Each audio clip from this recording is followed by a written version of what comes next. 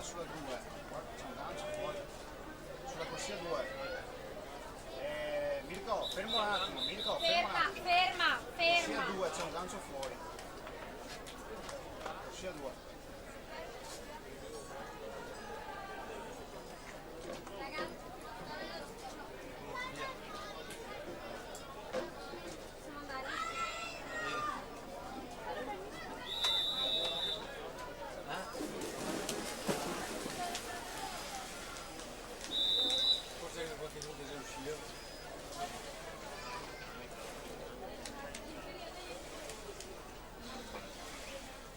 Take your mark.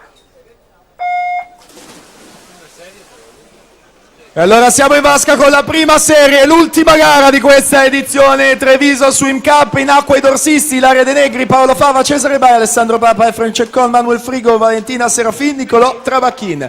Pronti a partire i ranisti: Stefano Finotto, Laura Mazzotta, Rita Soldati, Chiara Savian, Giacomo Creazzo, Tommaso Toniolo, Gianluca De Caro, Anita Pesce. Vediamo la situazione al termine del dorso.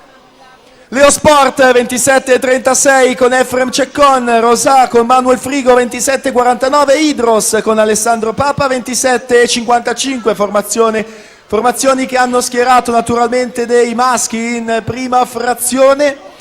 Pronti a partire intanto i farfallisti: Pinarello, Bardin, Schinetti, Magoga, Aver, Gnoato, Francescut e Favaro. Leosport in 5, Rosà in quarta corsia. Vediamo la situazione: Rosà sale in prima posizione con la frazione di Toniolo, Leosport in seconda con Creazzo e poi l'Idros in terza posizione con la frazione di Chiara Savian. In acqua la frazione a farfalla, sono pronti gli stile liberisti: Toniolo, Perrotta, Guidi, Gregoratti, Biondani, Casarin, Curci e Peron.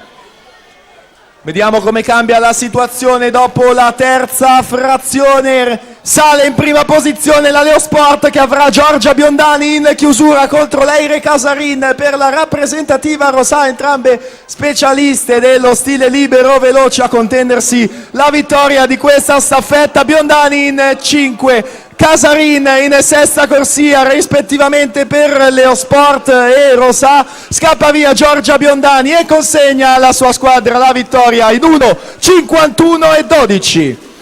Rosà in seconda posizione 1:51:80, Idros in terza 1:53:57. Aveva fatto 2 centesimi meglio però l'Asso Jace in precedenza con 1:53:55. Risultati naturalmente ufficiosi da confermare da parte dei giudici. Noi siamo in attesa dei riepiloghi definitivi per poi proseguire con le premiazioni.